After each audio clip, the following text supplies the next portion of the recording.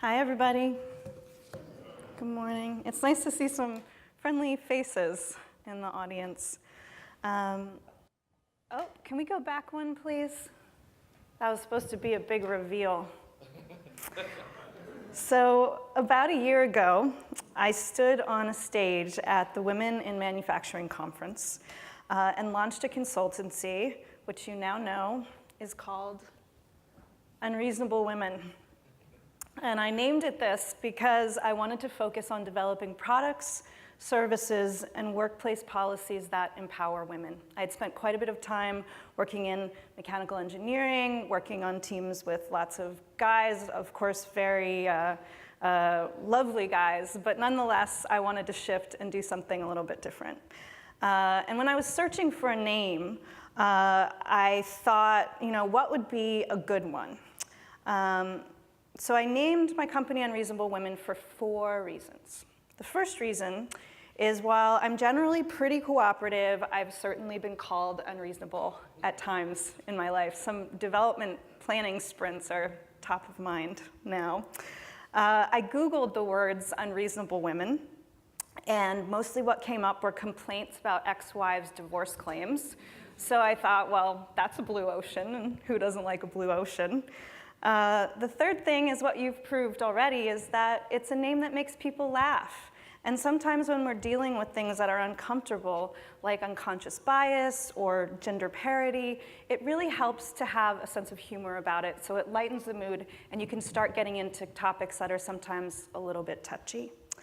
And the last reason I named my company Unreasonable Women is because I've always been very, very taken with this quote. This is a quote from George Bernard Shaw. "The reasonable man adapts himself to the world. The unreasonable one persists in trying to adapt the world to himself. Therefore, all progress relies on the unreasonable man." So I just made a little edit.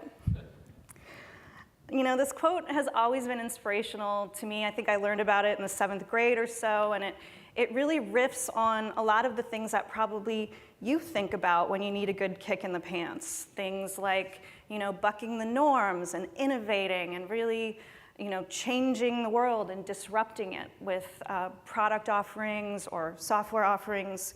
But this year, different aspects of this quote came into focus for me. I started to focus on these words more than the other. And the reason for that is, as you probably noticed, the world was crazy this year. It was like every day an unbelievable thing happened, and then another unbelievable thing happened. And I spent many mornings waking up and hearing about awful, awful things happening all over the world. And I don't know about you, but it's hard to work and be creative in a world like that, right? It's hard to keep your head down and focus and finish a development sprint or whatever. And it was just something I noticed this year, and I started to think more about adaptability and flexibility and even elasticity. I literally thought a lot about flexibility and elasticity because our first venture with Unreasonable Women is delivering mass-customized women's swimwear. You didn't expect me to say that, did you? So I spent a lot of time with rubber and elastics and spandex materials, thinking about all of the technology that we in the room take for granted, and seeing if whether I could bring that to bear to a different industry. And the way I got into this was pretty interesting. So I was at Autodesk. I was a product manager. This was about 2 years ago or so, and I was sitting in a meeting, and I was watching a designer work on the contour of the hood, or as Martin calls it, the bonnet of a car. And I was noticing how the line, just if you could change it just a little bit, it could make that shape much more sleek or more boxy. And I wondered, could you bring technology like that to bear to a different kind of body, to a human body? And thus began an entirely new phase of my career that I never would have expected, looking at women's swimwear. I spent the year prototyping and prototyping and prototyping, talking to women, Learning that when you start your own business, you lift up a rock and there's chaos underneath, inevitably. Learning from the other side, now being a customer of simulation and CAD software and learning how different that is. I'd always been on the other side of the equation. And I'm really proud to say that while everything took twice as long and was 3 times as expensive as we thought it was, we have a set of prototypes. These are the proofs of concept, and we're looking forward to getting into production this year. They're all named after feminists, and one of them is named after a former head of a mechanical engineering department at a top 10 school. And if you can figure out who that is, you'll get a special prize. So with Unreasonable Women starting, we needed to bootstrap the business, and I took on a lot of consulting projects outside of the world of product design for women. And I noticed this idea of resilience coming up in a lot of the company's businesses. And it used to be, I worked in sustainability before, and it was always sort of this far-reaching thing that you got to later. And it seems like maybe all this time, we should have been positioning sustainability more towards resilience and thinking about ways that we can make products and systems more resilient. And I'm just noticing that coming to the forefront, and happily so. In the coastal city that I call home, I'm also noticing resilience in the new plans that are going into place.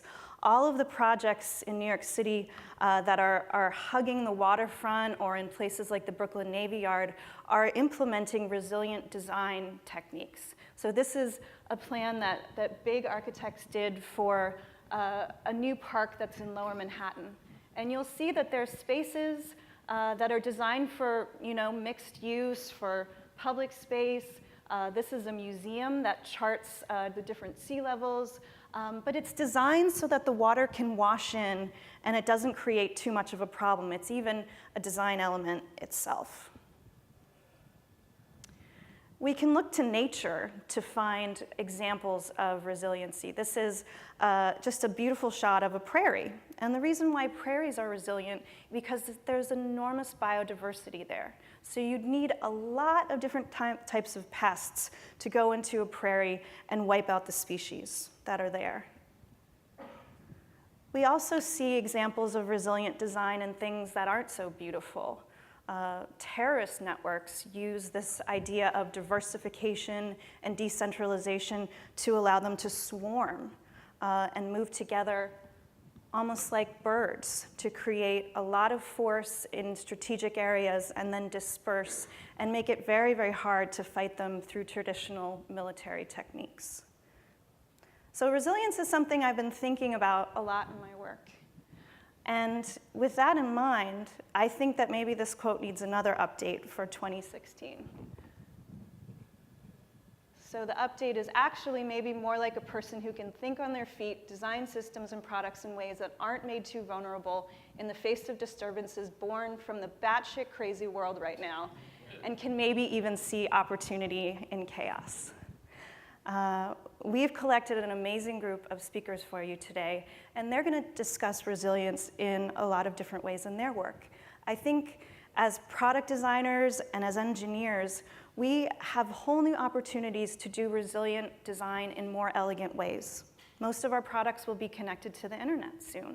So that allows us to have products that can communicate with each other, they can give us feedback about how they're doing, and they can collaborate and adapt without a whole hell of a lot of human intervention.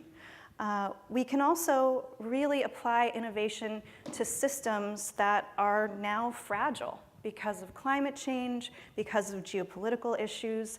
You're going to hear examples today of ways to make energy systems more resilient. You'll hear examples of ways to make food systems more resilient. And you'll hear ways that companies are looking at risk mitigation in a more proactive way using the Internet of Things. So I'm really excited about today, and I hope you are too. So now, without further ado, well, I'll be your MC. I think Martin mentioned that, but I just want to make sure that's clear, and I'm going to try and keep us on time. And my first order of business is to introduce Jessie Devitt. And he also has a very cool name of his company. It's Borealis Ventures. And he's going to talk to us about the culture of innovation and the community here in this coastal city, Boston.